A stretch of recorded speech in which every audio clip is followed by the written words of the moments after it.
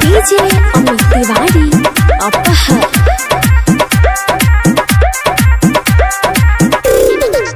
एक तो दोपहर पाकर पिया कमजोर पगड़ी कमरिया से मारे ले हिलोर जाना तारू हो ए सुनो।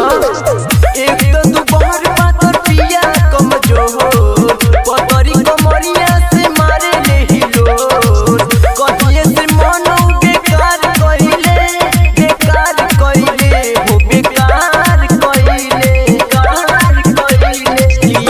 सन मरने बड़े सोट चोट साहत नइखे सन मरने बड़े सोट चोट साहत नइखे।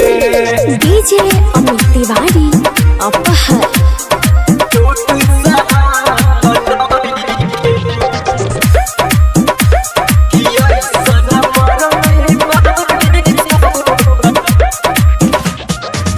कहेला कि जान तू हऊ हमर हस्ती इहे कहेला मोना करे जबरदस्ती का बताइए ससा मोना करे जबरदस्ती।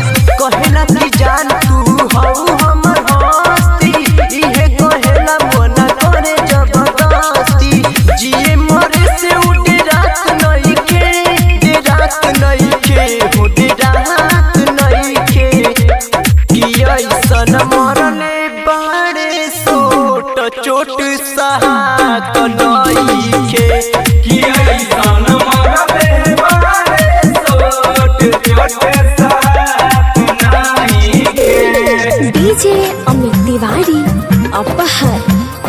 चोट साहत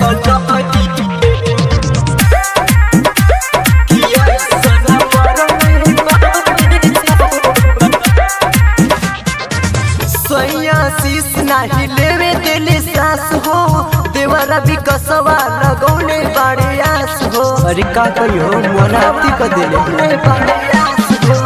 सैया शीश नाही लेवे दिले सास हो देवरा भी कसवा लगौले बड़े आस हो। देखिए मजितवा बेकार भइले हो बेकार भइले कि ऐसन मरले बड़े सोट चोट साहत नइखे।